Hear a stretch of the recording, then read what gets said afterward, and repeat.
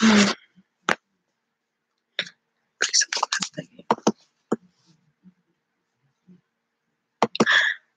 everyone.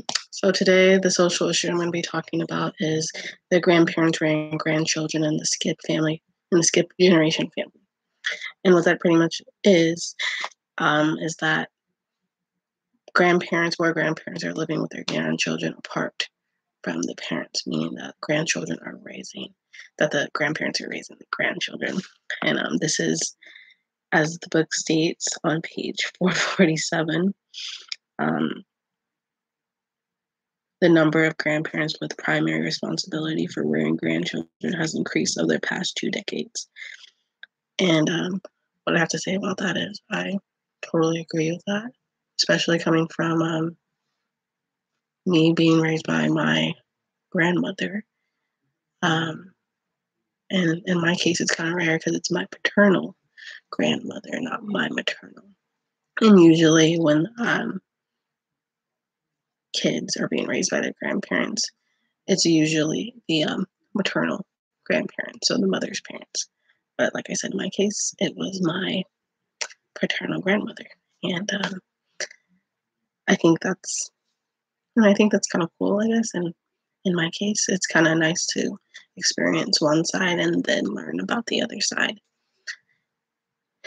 What knowledge did I already have about this topic? I want to say I didn't have a lot of knowledge about it, but from what I read, I've experienced it and I've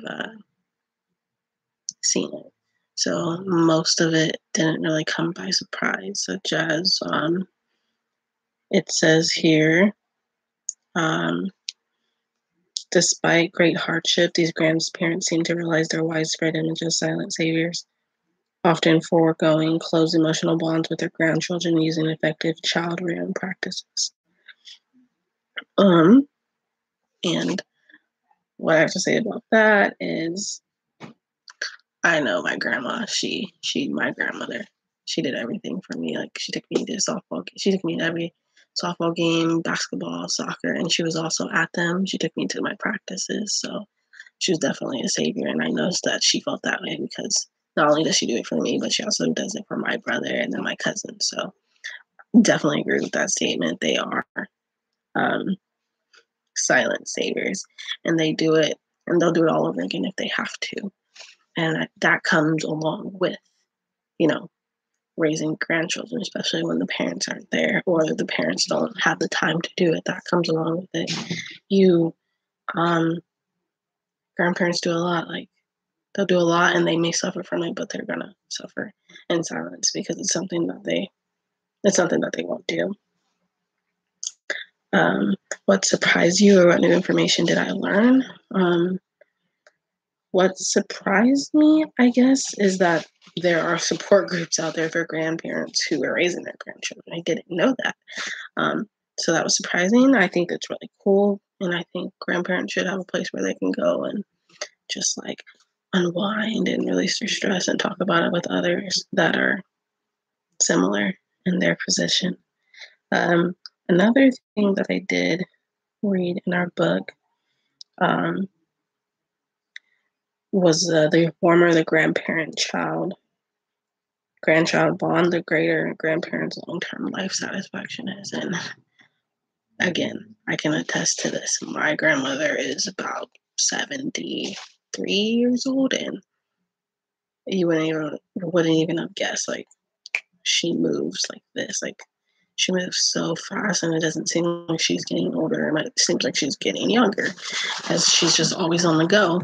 Whether it's taking my brother, picking him up from school, taking him to school, going here, going there. It just seems like she'll be here forever. It doesn't seem like she's getting older, and also she seems generally happy. Another thing, but one thing I would like to know, and I wish it did explain more about when the child goes back to live with the parents, how that affects the child. Because I know that there's some things, if you're living with your grandparents and you're the only one, you're getting all this attention, and then you transition to moving back with your parents and now you have siblings and you're no longer getting so much attention, how that affects the child, positively and negatively. Because again, like a lot of this pertains to my life. My little brother, he was raised by my grandparents since he was about 3 years old. My maternal grandparents. So he was raised by my maternal grandparents since he was about 3 years old. And then recently, about 2 years ago, he went back he went back to live with my mom.